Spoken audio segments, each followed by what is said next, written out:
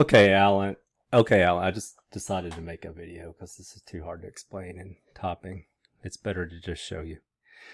Okay, you're getting the format exception because what you're trying to turn into a decimal is can't be turned into a decimal, and there's like several reasons for this. So let me show. There's okay. There's a few things going on.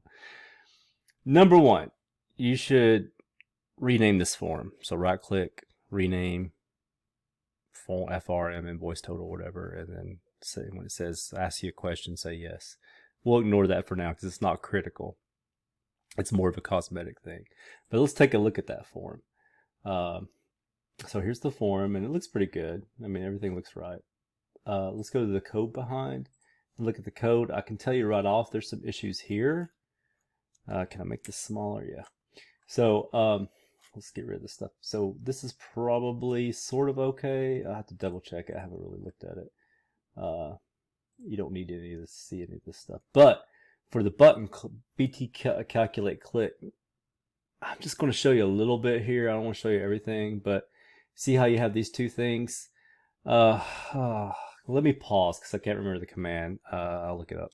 It's a stupid command. It's a lot better in Java, but in NetBeans, I should say. It's Control K. That puts you in a mode, and then Control D for document, and that formats your code. And that's supposed to do the whole document, but it's not. So let me see if I do the selection, and I can't remember what that is. I'm just gonna do it manually. So this should not look like this at all. You've got two. You've got a method that is called the calculate click. You want to declare your variables like this. It's not necessarily technically super wrong to have all this run together as far as the computer's concerned, but it's very unreadable. So please, and don't forget your comments. I haven't been talking about comments yet, so you should put comments in here about what this is doing. But regardless, so the first thing it does is a decimal subtotal convert to decimal txt subtotal.txt. What that means is that whatever's in the text property of that thing called txt subtotal needs to look like a number. It can't look like a name or a string or whatever. So far so good. I'm like, okay, well, I don't see why it's not working. Let me run this.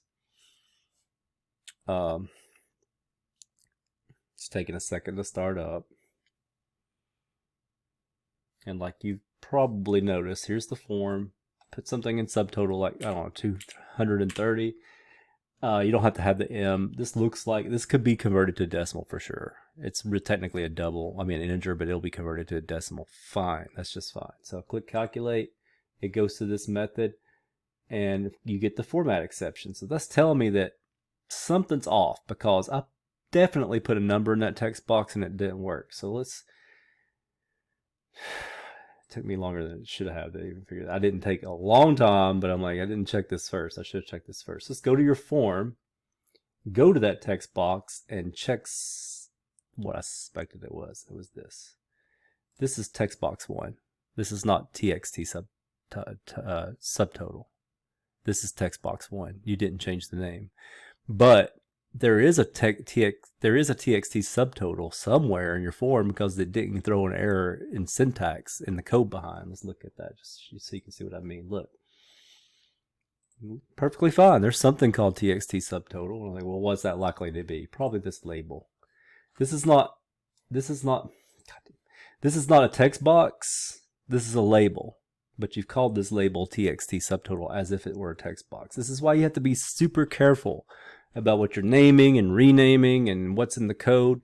You got to be thoroughly precise. I mean, it's not really a huge deal. Just remember, you're not going to call something that's not a text box. Text boxes look like this. Don't call something that's not a text box txt text box. Txt anything, subtotal, whatever. Call it, in this case, it's a label. If you don't really need to rename this label. You can be label 1 all day. It's fine as long as it says subtotal in it, because it's just telling you that the subtotal goes right here in this text box, right? It's just literally a label. If you did rename it, you would call it like something like LBL subtotal. That would be okay too. If you wanted to go to that extent, you could, and it wouldn't be wrong. It's just kind of more than you really need to do. But the text box is critical. It's got to be named correctly. You got to make sure that the thing you're calling txt subtotal is the thing that you want to be called that, not this label over here, but this thing. Why?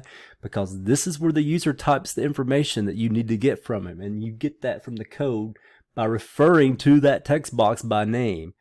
Actually, let me just show you here. I have actually, there might be more bugs besides this one that we're talking about. Get the capitalization right. Now, if I change this to what it's actually really named and run this, that part at least will work. It'll do the proper. I'll put in a number in here, like 230 again, and click calculate. You might get a different error, or it might not do anything. So actually it doesn't, because what's going on here?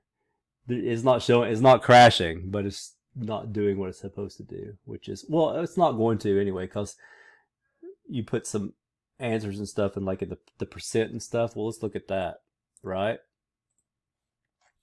That's text box 5.